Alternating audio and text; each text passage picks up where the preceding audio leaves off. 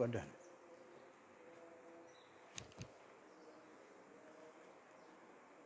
Bismillahirrahmanirrahim. Alhamdulillahi rabbil alamin. Wassalatu wassalamu ala asyrafil mursalin sayyidina wa maulana Muhammad wa ala alihi wa sahbihi ajma'in. Qala rabbi israh li sadri wa yassir li amri wahlul 'uqdatam min lisani yafqahu qawli. Allahumma iftah alaina futuhal arifin. Makna agama pada bahasa ialah mentaati perintah Allah. Makna agama di sudut bahasa ataupun lugah ialah mentaati perintah Allah dan juga Rasul. Seperti berbuat amal ibadah dengan cara-cara tertentu. Itu maksud kata agama. Dan makna Islam ialah sejahtera.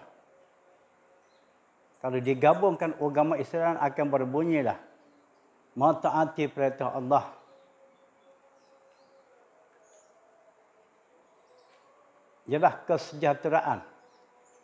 Agama Islam, agama taat perintah Tuhan dan dijamin mereka yang menganut Islam sejahtera pada mula dunia seterusnya di akhirat. Begitulah terletaknya sempurnanya agama Islam. Maka agama Islam ialah agama menjamin kesejahteraan. Kedatangan Islam, datangnya agama Islam dari Allah. Bukan dicipta reka oleh manusia. Antara lain lagi agama Islam, agama yang bahasa samawi.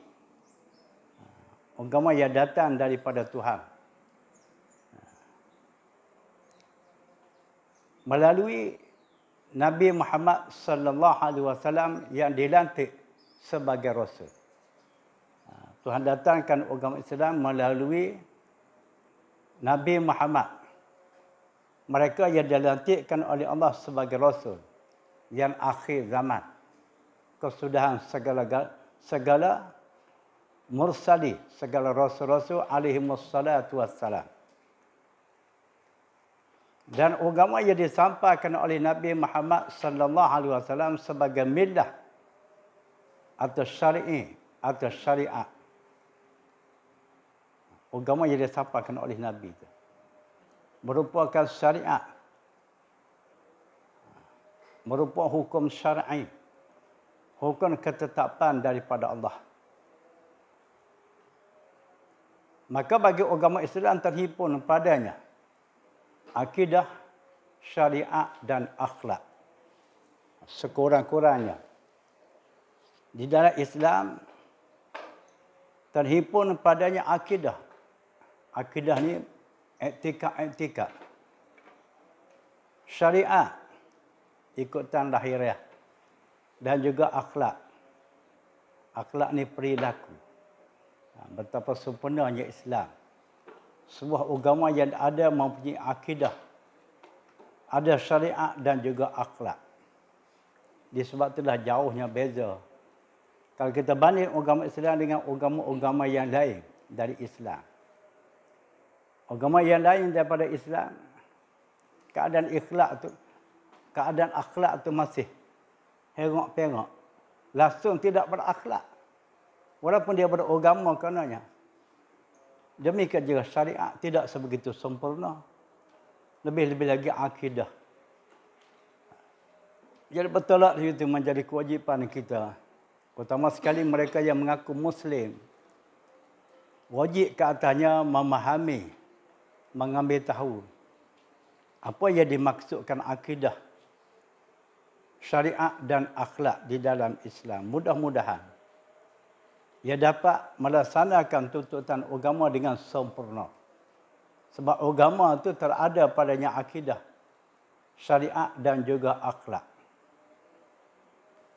Dan dikenaki akidah di sini ialah yang beraliran ahli sunnah wal jamaah. Tiada lain daripadanya. Bukan sebarang akidah tu. Iktikad kepercayaan tu. Iktikad yang dikenaki oleh Islam ialah iktikad yang beraliran ahli sunnah wal jamaah. Situ kita nak tahu pula. Sebab iktikad ni banyak. Berbagai iktikad. Ada iktikad Mu'tazilah. Ada iktikad Mujassimah. Ada iktikad Musyabbihah. Ada iktikad Khawarij. Macam-macam iktikad yang karut-karut. Dalam banyak-banyak iktikad yang diambil kira hanya satu aliran saja. Ialah aliran ahli sunnah wal jamaah. Kalau sebut kata aliran ahli sunnah wal jamaah tidak asing lagi lah. Aliran yang diasaskan oleh Imam Abu Hasan Asy'ari dan juga Abul Mansur Al-Maturiddi. Dua imam ni lah orang pada dasar aliran ahli sunnah wal jamaah. Selepas daripada aliran yang terdahulu daripadanya dipanggil aliran salah. Aliran salah ahli sunnah wal jamaah. Selepas daripadanya diketengahkan pula Abu Hasan Asy'ari dari aliran salah tadi, dia juga Abul Mansur Al-Maturiddi. Maka dua orang inilah sebagai orang yang terawal membangunkan aliran ahli sunnah wal jamaah di zaman sudah berlakunya pelbagai aliran akidah. Di zaman Abu Hasan Asy'ari membangunkan aliran ahli sunnah wal jamaah ialah zaman aliran Mu'tazilah sebegitu kuat. Sehingga dapat dipengaruhi oleh Mu'tazilah tadi kepada pembesar-pembesar negara pada zaman itu. Terpengaruh dengan aliran Mu'tazilah.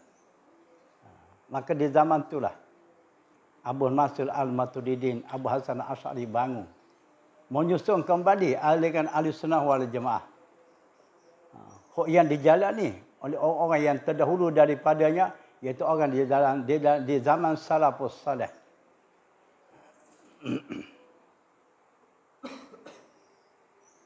Disyariatkan itu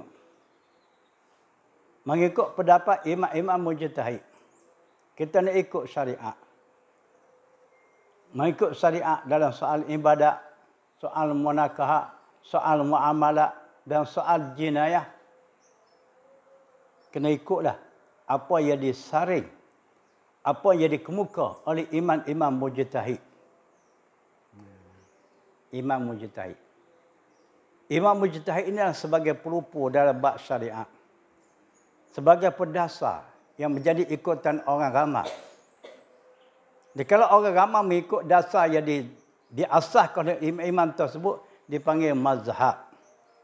Maka di situlah timbulnya mazhab. Mazhab ni ikutan. Orang mengikut apa yang didasar oleh imam mujtahid, dipanggil bermazhab. Pendasar mazhab itu dipanggil mazhab lah. Syafi'i, Hanafi, Maliki, Hambali. Jadi imam-imam mujtahid yang mendasarkan mazhab ialah pak mazhab, pak orang imam. Pertama Imam Abu Hanifah.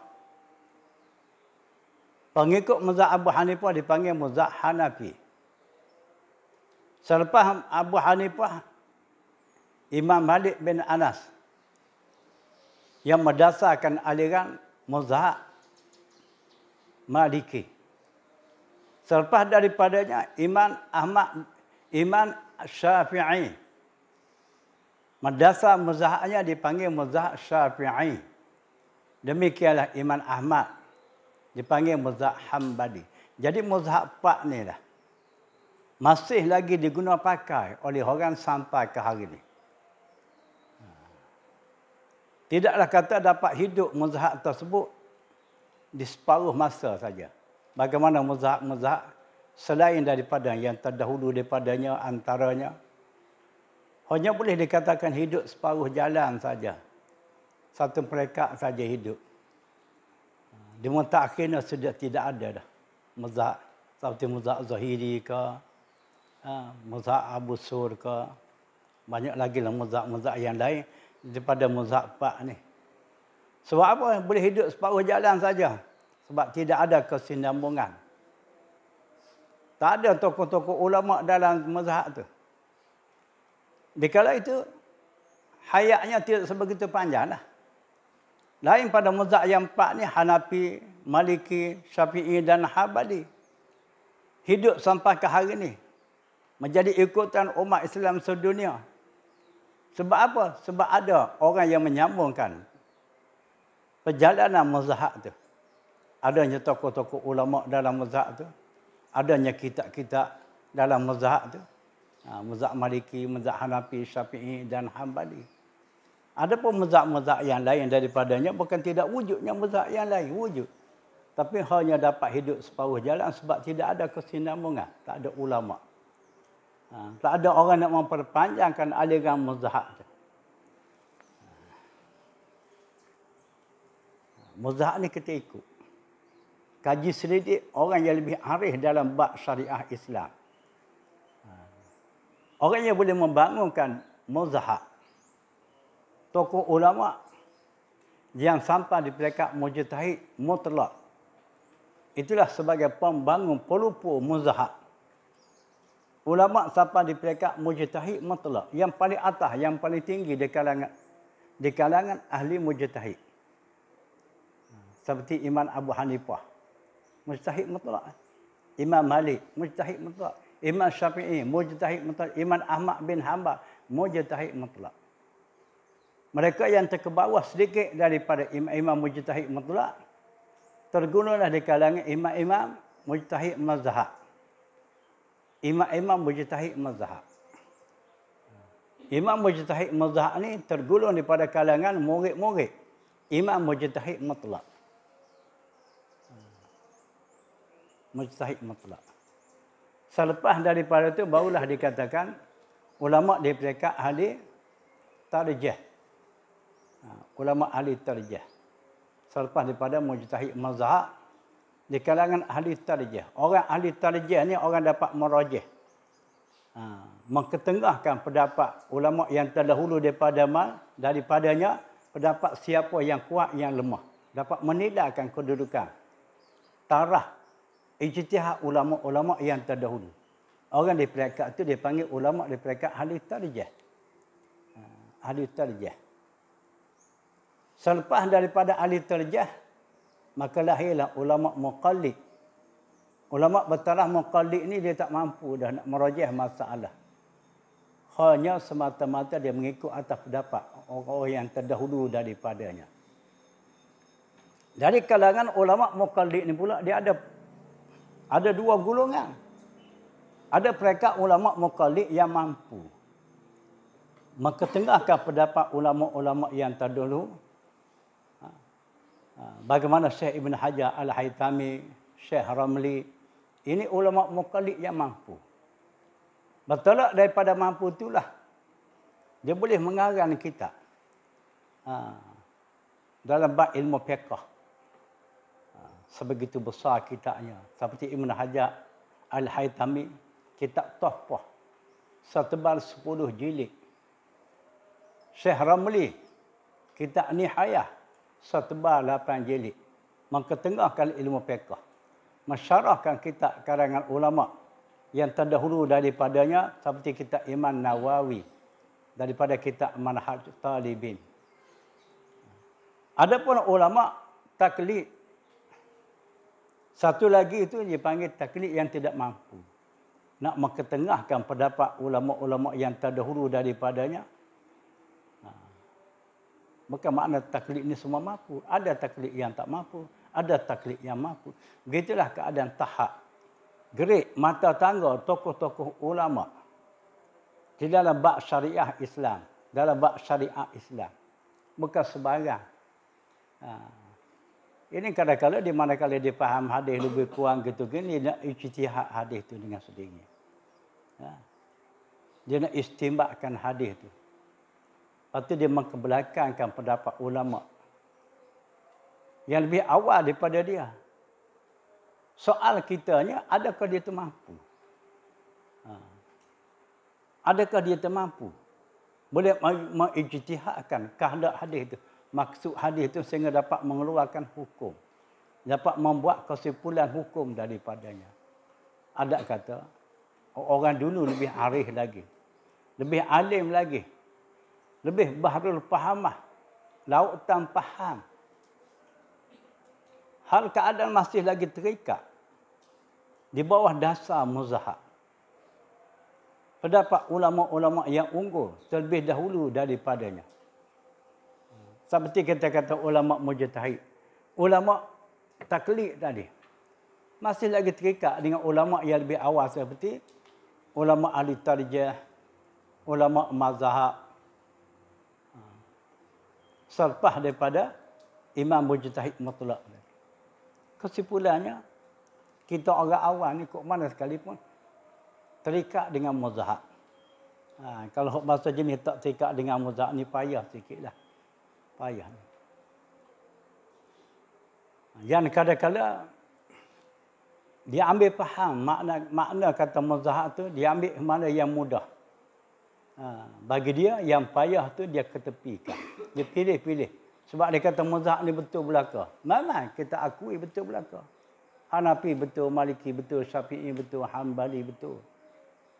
Tetapi sungguh pun begitu, kaedah kita orang awam ni kenalah mengikut atas dasar yang diijtihadkan oleh imam-imam mujtahid dan juga oleh ulama-ulama di dalam mazhab. Kalau kita Syafi'i, ikutlah dasar Syafi'i. Sama ada dalam bab sembahyang, bab puasa, bab zakat, bab haji. Tak dapat tidak. Dikecualikan kita ni bahasa cemah. Hendak mengikut pendapat ulama Syafi'i. Umpama kata sebab kita ni Syafi'i. Menjadi sulit bagi kita. Maka dibolehkan juga di kala itu kita bertaklid atas pendapat mazhab yang lain daripada Syafi'i. Tetapi kenalah cukup syarat-syarat. Kelayakan taklid bukan sembarang. Kalau tidak cukup syarat taklid, kita beramal atas pendapat mazhab yang lain daripada mazhab yang kita anuti. Akan terjadilah amalan kita di kala itu dinamanya talfiq, bukan taklid. Nak kata taklid macam mana tak cukup syarat. Dan maka lalu dinamanya talfiq. Talfiq ini bertumpuk. Satu bahagian amalan Syafi'i, satu bahagian amalan mazhab Hanafi. Tidak secara direct. Daripada awal sampai kepada akhir pada amalan tu. Tengok dalam bab syarat. Syarat kelayakan taklid di sana deh. Ini sekadar kita nak nampak gambaran kasar. Maksud kata agama tu. Agama ni ada padanya akidah, ada padanya syariat dan ada padanya akhlak. Makna kata syariat begitulah saluran dianya.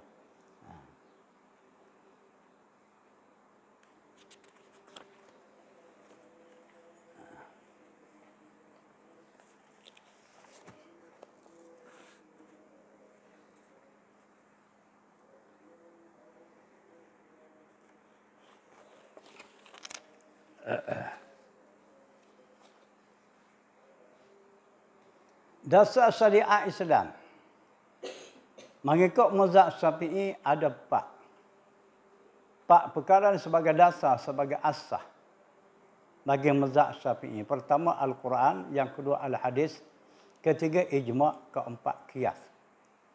Quran, hadis, ijma', qiyas.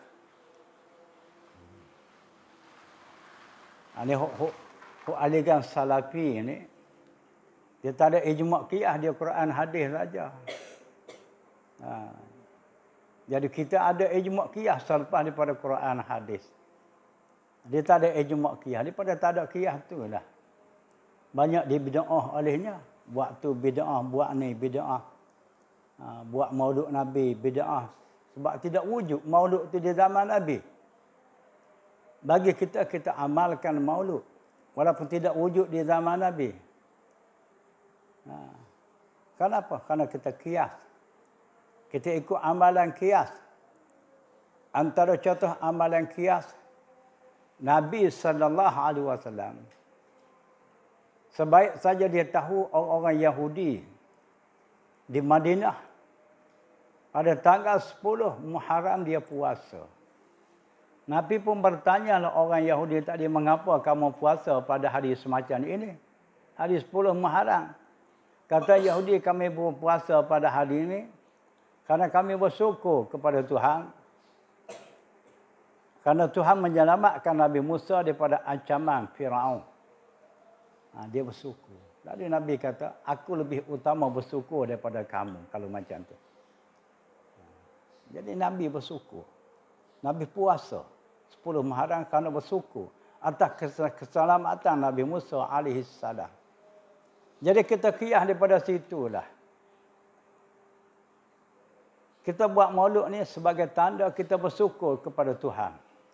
Kerana Tuhan melahirkan Nabi sallallahu alaihi wasallam di muka dunia pada tanggal 12 Rabiul Awal tahun Gajah. Jadi betul lah itu sebaik saja tibanya bulan Rabiul Awal tidak miss kita merayakan hari kelahiran Nabi. Tanda kita bersyukur kepada Allah kerana melahirkan Nabi yang menjadikan selaku kepimpinan umat manusia. Qiyas daripada yang Nabi tadi puasa pada tanggal 10 Muharram kerana dia bersyukur atas keselamatan Nabi Musa daripada ancaman kaum Firaun. Qiyas. Dia kata tak ada qiyas, tak ada maulud. Dia kata tak ada maulud, dia kata bina'ah.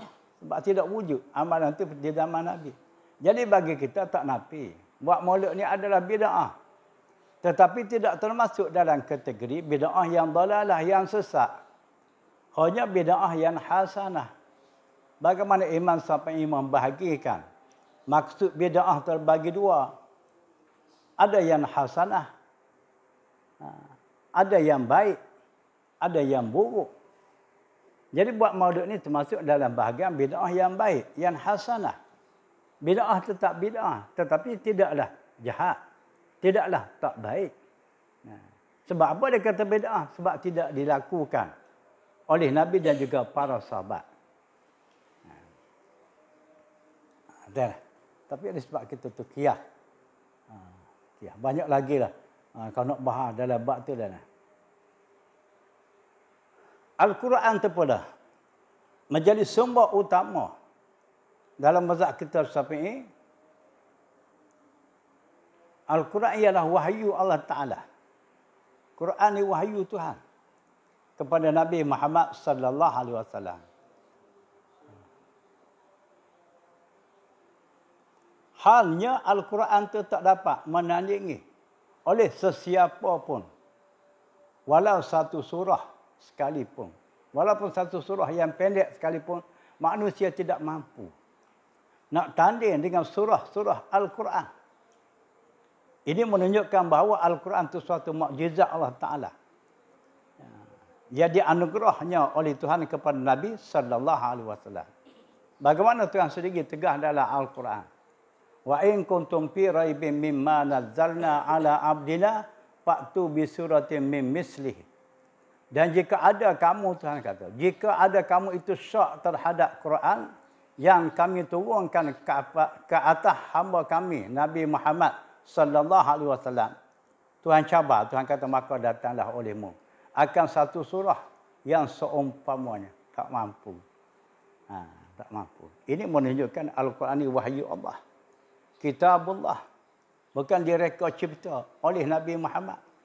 Oleh manusia. Tidak. Maka Al-Quran yang diwahyu oleh Tuhan kepada Nabi Muhammad merupakan suatu mukjizat Allah Ta'ala. Mukjizat Al-Quran ini suatu mukjizat yang kekal. Bersalah dengan mukjizat Nabi yang lain. Mukjizat-mukjizat yang lain kepada Nabi. Sebaik saja wafat Nabi, tak ada dah lah. Adapun mukjizat ni walaupun Nabi dah wafat sekalipun, mukjizat Al-Quran masih lagi wujud, masih lagi ada.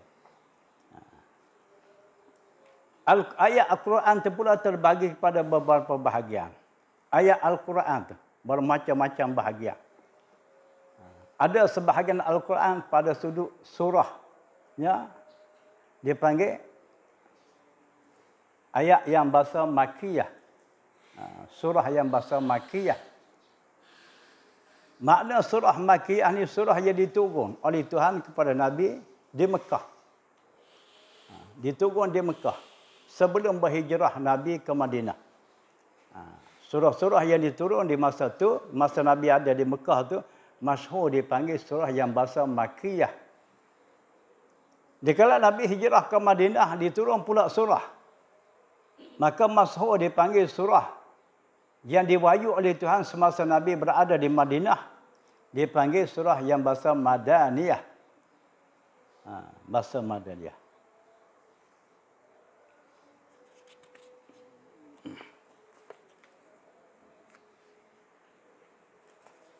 Untuk Al-Quran dia.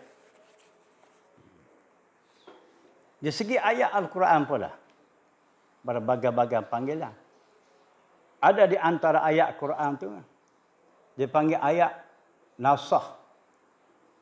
Ayat yang nasakh. Yang nasakh pada lafaz. Yang menunjukkan diangkatkan hukumnya. Dah tak ada dah ayat itu diangkat.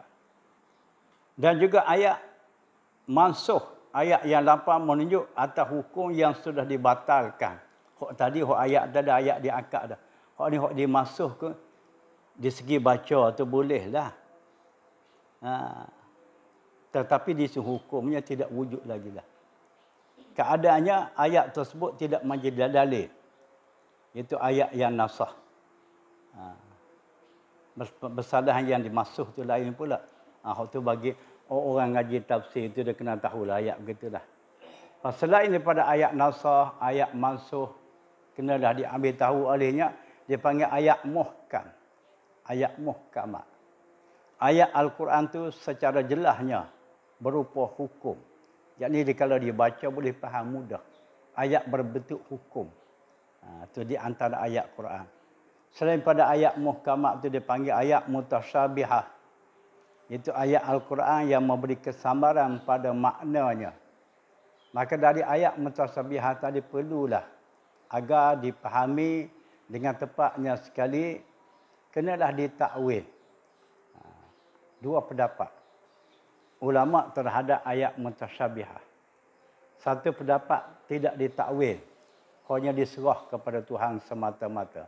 Bagaimana orang di zaman salafus salih, dia serah ke Tuhan. Allahu a'lamu bi muradih. Allah Ta'ala lebih tahu dengan kehendak ayat ni, aku tak tahu dah. Dikala dibaca ayat mutasyabihah. Dia tidak menterjemahkan ayat itu mengikut mantuk ayat itu. Mengikut zahir ayat itu. Tetapi orang salah ni, salah zaman moden ni, dia terjemah mengikut mantuk ayat. Dia tidak serah kepada Tuhan. Dan juga dia tidak ditakwil. Itu jadi salah dia tu. Kalau ayat mengatakan Tuhan bertangan, dia kata dia i'tikad Tuhan bertangan lah. Walaupun tidak dikata oleh dia, keadaan tangan Tuhan itu pada sifatnya begian-begian. Sekalipun i'tikad dia tetap Tuhan bertangan. Tuhan beranggota. Tuhan berjuzuk, berbahagian. Kalau kita ikut pada zahir ayat itu, Tuhan bertangan. Jumpa ayat tangan, Tuhan bertangan. Jumpa ayat Tuhan bermuka.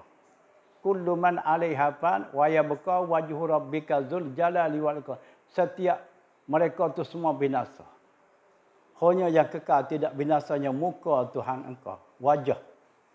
Wajhu rabbika dzul jalali wal ikram. Waktu ia tak binasa. Makna wajah tu muka. Jadi kalau kita nak bilang ayat yadullah fawqa aydihim tu, Tuhan bertangan. Tangan Allah di atas tangan mereka itu. Satu anggota Tuhan, tangan. Walaupun kita tidak sifat keadaan tangan Tuhan itu begian-begian rupa. Tapi tetap dia beriktikad Tuhan itu beranggota. Iaitu tangan. Lepas tu baca ayat muka pula. Tuhan itu beranggota muka. Dah 2 juzuk dah. Manakala zat Tuhan itu berjuzuk, berbahagian, beranggota, tidak akan jadilah makna kata wahdaniyah Allah Ta'ala, esa Tuhan. Sebab Tuhan bersifat dengan wahdaniyah. Tuhan bersifat dengan esa. Makna Tuhan tu kalau sudut zatnya, ulama kata menafikan kan muttasil pada zat. Menidakkan sama sekali keadaan zat Tuhan itu berbelang-belang. Kalau dipaham olehnya Tuhan itu bertangan, bermuka, mana berbelang-belang. Sekurang-kurangnya dua. Mari hadis pula, Tuhan itu berhati. Tuhan itu berjari. Jadi banyak. Itu panggil berbelang-belang pada sudut zat Tuhan. Kalau berbelang-belang sudut zat Tuhan, tidaklah diarti kata zat Tuhan itu sah. Pada zat. Maksudnya dia menafikan kan muttasil pada zat. Beberapa yang berhubung pada zat. Sekali lagi pula menafikan kan muttasil pada zat. Tadi mumpasilun. Ini muttasilun. Mana tidak sama sekali. Ada jenis-jenis zat lain sama bagaimana zat Tuhan. Itu makna kata Tuhan pada zat. Jadi kalau Tuhan itu berjuzuk, berbahagian. Ada bahagian tangan, bahagian muka, bahagian anak jari, bahagian hati. Bermakna banyak. Ini jadi salah. Maka demi untuk nak menyelamatkan kepahaman orang awam. Ulama di zaman salah, zaman khalah, dia takwil ayat-ayat mutasabihah. Makna takwil itu dia tangguh dengan hal yang munasabah yang patut bagi Tuhan. Dalam perkara mentakwilkan ayat mutasabihah ini tidak menjadi salah. Tapi syarat, orang yang layak pada mentakwilkan ayat itu, orang yang faham, orang yang rasikh.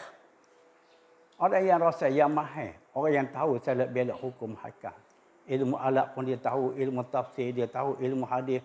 Pendek kata sebilangan besar. Ilmu-ilmu di dalam Islam dia diketahui olehnya. Bagaimana Imam Abu Hasan Asy'ari, pendasar aliran Ahlussunnah wal Jamaah, Abu Hasan Asy'ari. Beliau ni orang yang mampu mentakwil ayat Al-Quran. Disebabkan ulama-ulama yang selepasnya diakui atas pendapat Imam Abu Hasan Asy'ari suatu aliran yang betul. Aliran Ahlussunnah wal Jamaah. Aliran yang diamalkan oleh orang di zaman salafus salih yang terlebih awal daripadanya. Kealiman Abu Hasan Asy'ari dia mampu mengarang kitab. Sehingga mencecah angka bilangan kitab sampai 200 buah kitab karangan beliau. Patut ulama-ulama besar-besar yang selepasnya aku atas apa yang diketengahkan oleh Imam Abu Hasan Asy'ari dan juga Imam Abdul Mansur Al-Maturidi. Ini adalah bab tauhid dah. Itulah. Tu ada orang ngaji tak apa. Kalau nak faham molek kena baca risalah dia. Mengaji kita ini bukan berbentuk mengaji sangat. Tapi tak apalah secara terpiah kita kena ambil tahu.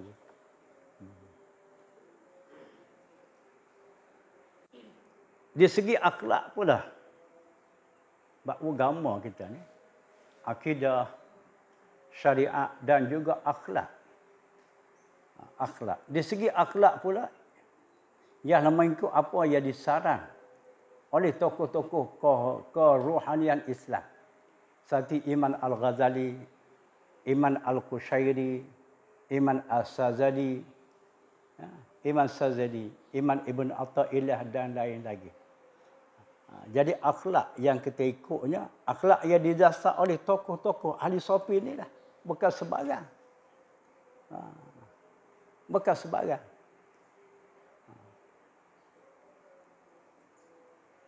Imam Ghazali mengarang kitab berdasarkan akhlak yang bersesuai dengan kandak Quran dan hadis. Seperti kitab Manhajul Abidin, kitab Ihya Ulumuddin dan lain-lain lagi kitab. Imam Al-Qushairi dipanggil Risalah Al-Qushairi. Begitu juga Imam Ibn Atta'illah. Kitab karangan beliau yang masih masyhur sampai ke hari ini iaitu kitab Hikam. Walaupun berbahasa Arab tetapi diterjemah oleh anak-anak Melayu ke dalam bahasa ibunda agar difaham oleh orang awam yang tidak menguasai bahasa Arab.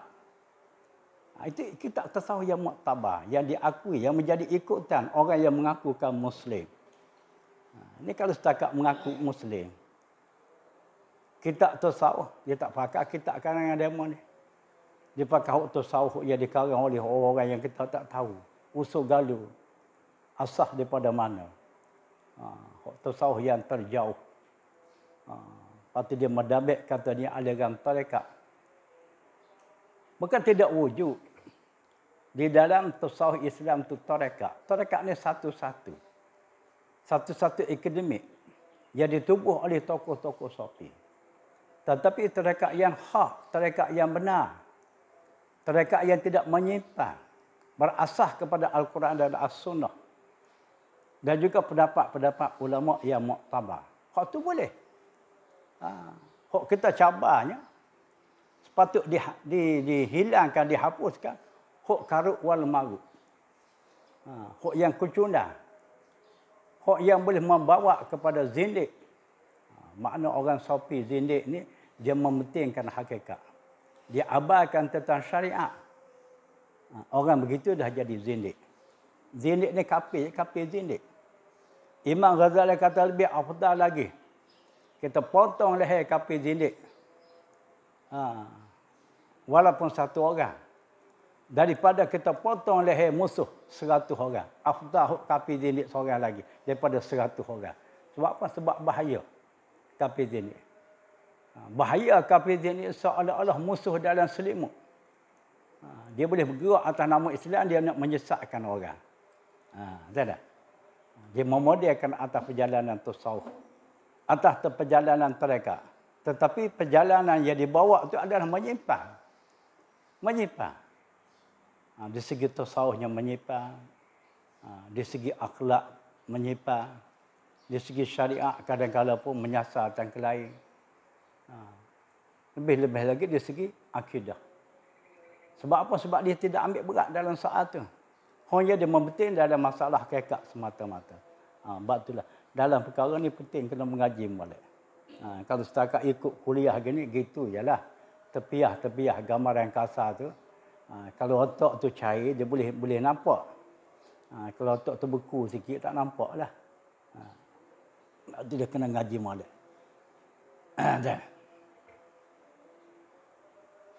Maka itu dia katakan aliran yang hak. Aliran yang hak ni, aliran yang berasas. Di segi fiqahnya berasas atas pendapat-pendapat ulama fuqaha yang muktabar. Di segi akidahnya, ia berjalan di atas landasan Ahlussunnah wal Jamaah. Di segi akhlaknya, dia mengikut akhlak yang dideras, yang didasar oleh ulama-ulama yang diakui sah dalam aliran Ahlussunnah wal Jamaah. Bukan sebarang. Bagaimana agama yang diakui oleh Allah Ta'ala? Firman Allah Ta'ala, Inna dina indallahil Islam. Bahawa sesungguhnya agama di sisi Allah itu ialah Islam. Tak ada lah yang lain daripada Islam. Dan dinamakan agama Islam selaku agama yang bahasa samawi. Iaitu ada mempunyai kitab. Agama samawi ini agama yang ada mempunyai kitab. Yang diwahyu oleh Allah Ta'ala kepada Rasulnya, iaitu Nabi kita Muhammad sallallahu alaihi wasallam. Tengok seterusnya. Risalah ni, kalau nak baca gitu tak sempurna lah.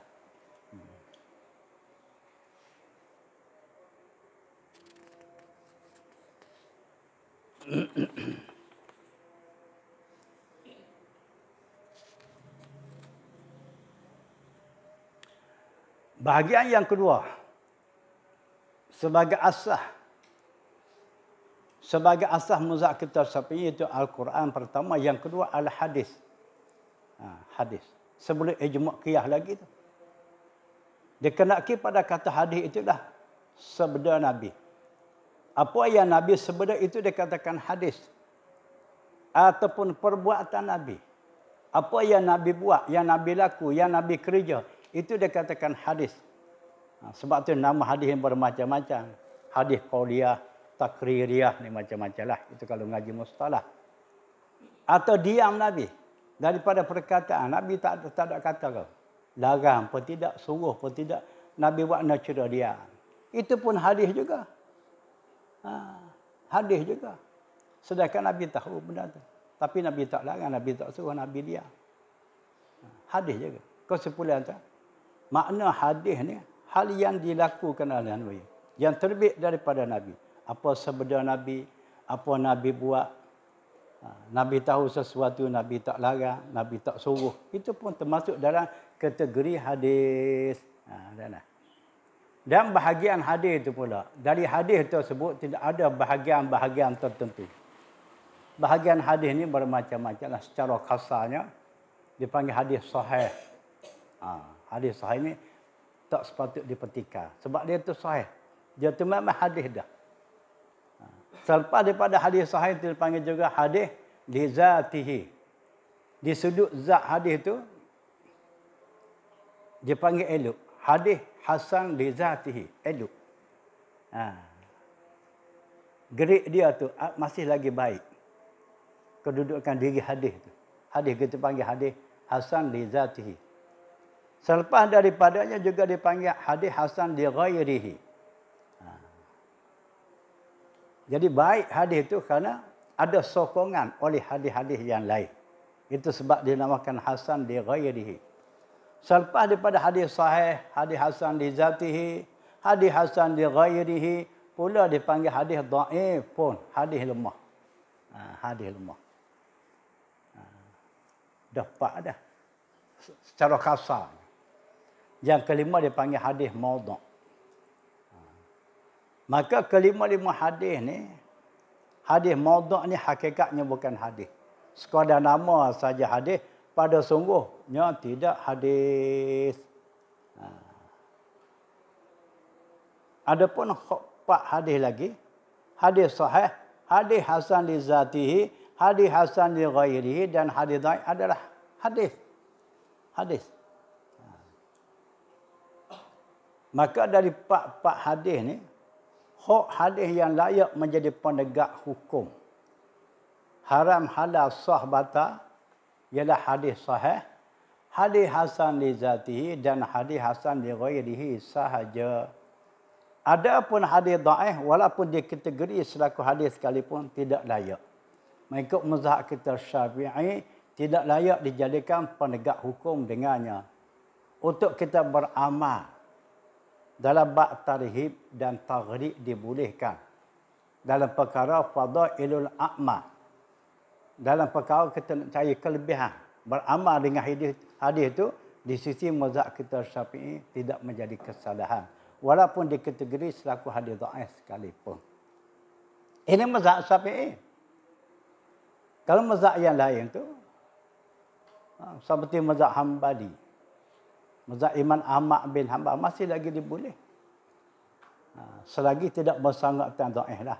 Masih lagi diboleh jadi penegak hukum dengan hadis dhaif. Kalau mazhab Maliki, walaupun hadis dhaif sekalipun boleh. Selama tidak bercanggah dengan amalan orang ahli Madinah pada zaman itu. Tetapi mazhab kita Syafi'i sebut kata hadis dhaif tak layak jadi penegak hukum dengannya. Untuk beramal dalam bab fadailul a'mal itu dibolehkan. Tapi dia ada syarat pula. Kalau mengaji mustalah, nak beramal dengan hadis dhaif itu ada sedikit syarat-syarat dia. Itu kena lanjutkan dengan mengaji bab dia lah. Maksud hadis sahih itu adalah hadis yang cukup baginya 5 syarat. Hadis yang cukup 5 syarat ni layak dinamanya hadis sahih. Pertama, sanadnya bersambung. Qala itu bersambung, tidak putus sampai kepada sabda Nabi. Yang kedua, diriwayatkan oleh orang yang adil, syarat yang kedua. Orang yang adil, bukan orang parti adil.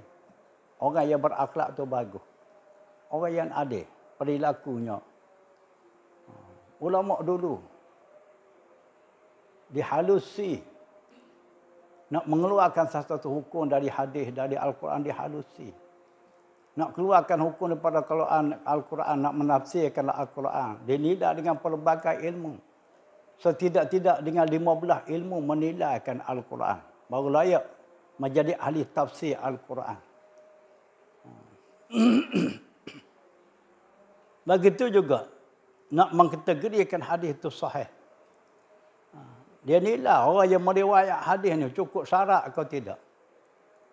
Kalau orang itu tidak adil, Tidak jadi martabat hadis yang diriwayat oleh dia selaku hadis sahih. Contoh adilnya ataupun tidak adil. Kalau orang meriwayat hadis itu ada ceritanya dia bela kuda. Dia bela kuda. Kuda dia putus. Selepas tu dia nak tangkap kuda dia. Dia pun bawa dah gecang. Dalam gecang tu kosong daripada biji makanan kuda. Dia bawa dia pergi tunjuk ke kuda tu. Kuda tu cerdik juga. Dia tengok tuan dia bawa gecang, tengok kau makan lah. Dia pun mari dekat dengan tuan dia. Nak mari makan. Sebab dia dah lapar. Sempatlah tuan dia tu pergi tangkap kuda tu. Gak gitu, pegang hidung. Bolehlah aku nak. Padahal aku tidak bawa makanan. Dia ketipu kuda. Jadi orang yang meriwayat hadis, orang berakhlak begitu, tak termasuk dalam golongan orang yang adil. Bertolak daripada situ, hadis riwayat dia tak jadi selaku hadis yang sahih. Sebab orang meriwayat itu tidak adil. Dalil tidak adil, dengan binatang dia tipu boleh.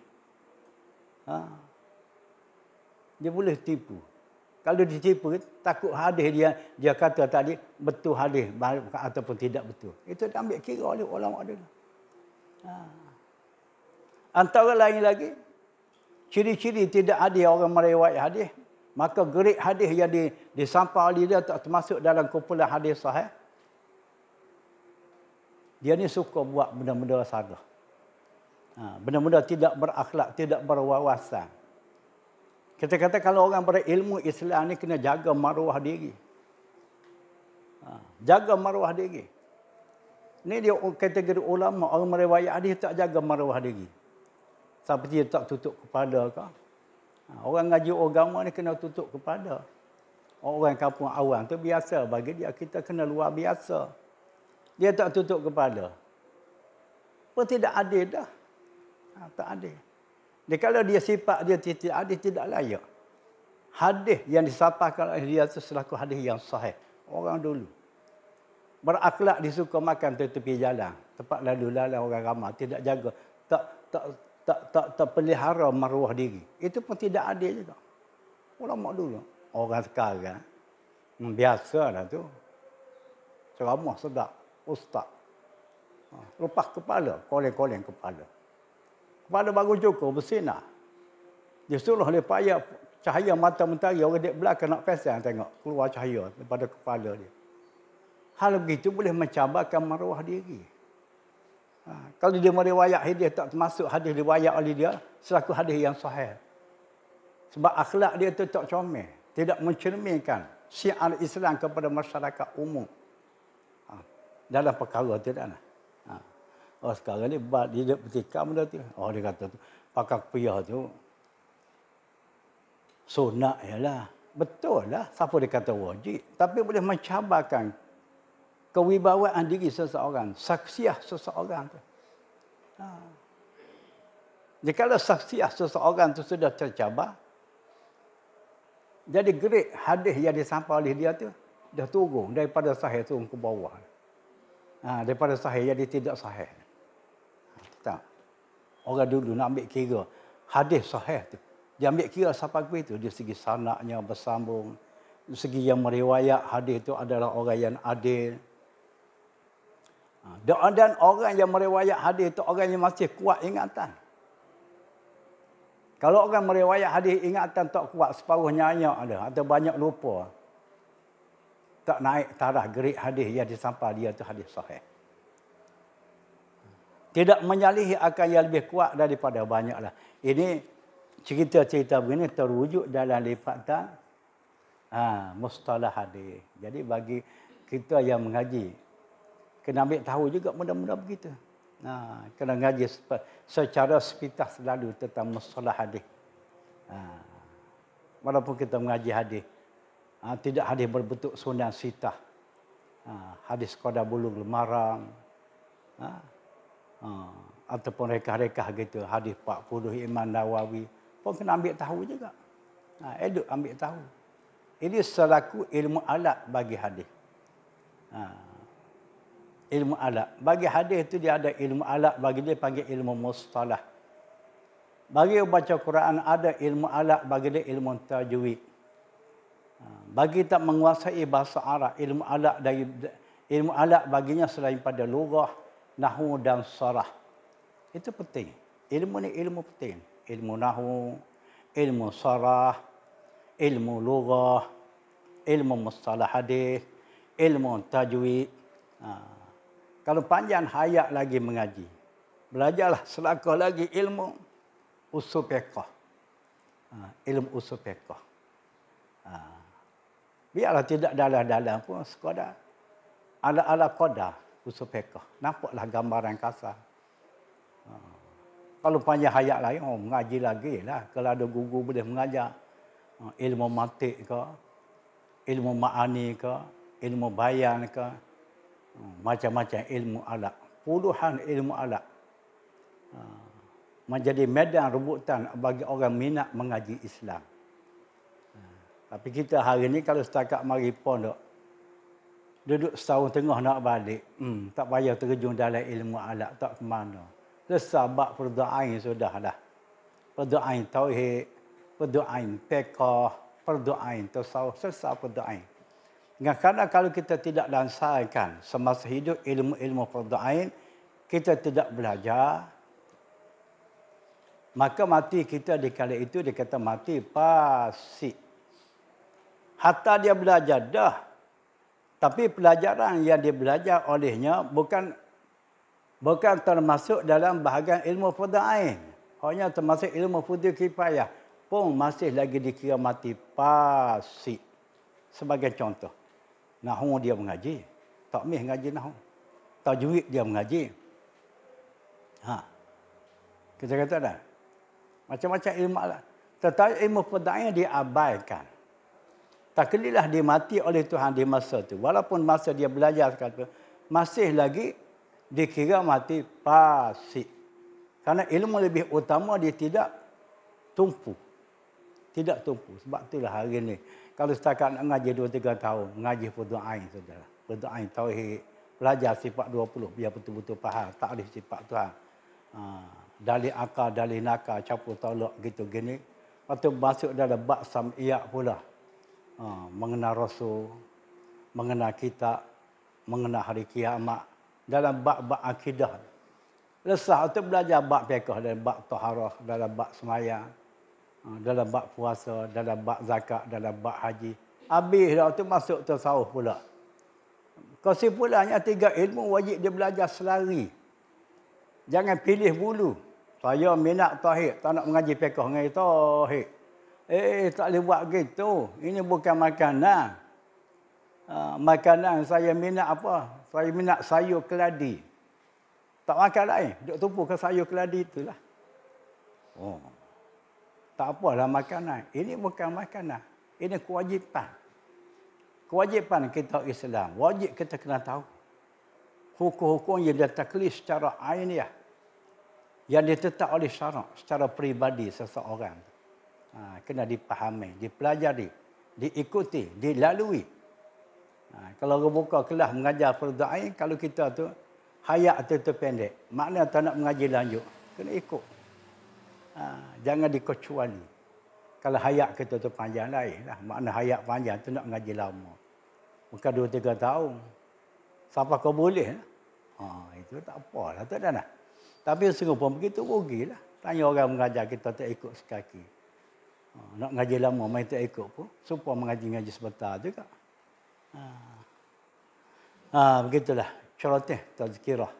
Untuk menampak keraka kasar pada makna Islam. Sebuah agama yang lengkap, yang sempurna, yang datang daripada Allah. Yang menjadi kewajipan ke atas penganutnya memahami apa yang dikandaki, apa yang dituntut oleh Islam. Islam menuntutkan kita dalam bab akidah. Menuntutkan kita dalam bab syariat. Menuntutkan kita dalam bab akhlak. Ilmu akidah ni orang panggil ilmu tauhid. Ilmu usuluddin. Ilmu dalam bab syariat orang panggil ilmu ihsanuddin ataupun ilmu fiqh. Ilmu dalam bab akhlak ni orang panggil ilmu ihsanuddin, yakni ilmu tasawuf. Kesimpulannya 3 ilmu tu kena belajar. Tauhid, fiqh, tasawuf. Tasawuf, fiqh, tauhid. 3 ilmu. Setidak-tidak. Seelok biar lebih lagi. Mengaji hadis. Mengaji tafsir. Mengaji sirah. Macam-macam ilmu. Ilmu agama duk tunggu kita. Lebih lagi kita di zaman muda.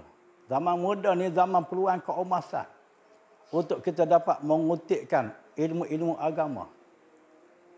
Zaman tua pun kalau lagi tak mati, itulah zaman dia belajar. Ini ada pula setelah dia tua, dia arah anak-anak dia mengaji. Mak bapak yang tua tak mengaji. Ini pahaman apa ni? Boleh jadi dia fahamnya, mengaji ni untuk orang muda, kami orang tua. Mu tu kayu ke? Yang tak nak mengaji tu. Supaya anak mu juga manusia, kena mengaji. Dah zaman muda dulu mu tak mengaji dah. Tapi tak mati lagi zaman tua ni lah mengaji. Ini apa nak dikata? Zaman muda tidak mengaji, zaman tua pun tidak mengaji. Nak jadi apa? Jadi kambing ke? Kambing tak apalah tak mengaji pun. Tapi tak mengaji tak apa. Gemuk-gemuk kita sembelih. Boleh masak kari. Ini manusia. Nak jadi apa? Sebab itulah kita ni. Kalau tak ada peluang zaman muda. Sebab ada mota atas kelas yang banyak. Zaman tua ni lah peluang untuk kita belajar. Masuk kelas. Anak masuk kelas, ibu bapa masuk kelas. Yalah, macam mana? Dan nasib kita zaman muda. Duduk mengelar atas kelas. Ini tak. Dia atas anak, mengaji sungguh. Aku tak apa, tak mengaji. Tanya dia balik, mung ke apa dia ni? Nak suruh anak yang mengaji. Mung jadi kayu ke? Tak. Jadi kasar lah bunyinya. Mamalah gitu. Sekadar itu dulu. Wallahu a'lam. Bismillahirrahmanirrahim. Alhamdulillah Rabbil Alamin. Wassalatu wassalamu ala asrafil mursalin. Sayyidina wa maulana Muhammadin wa ala alihi wa sahbihi ajma'in. Allahumma akhtim lana bihusnil khatimah. Wa la takhtimna alaina ya Allah bisu'il khatimah. Wa sallallahu wa sallama ala sayyidina Muhammadin wa ala alihi wa sahbihi wa baraka wa sallam. Alhamdulillah.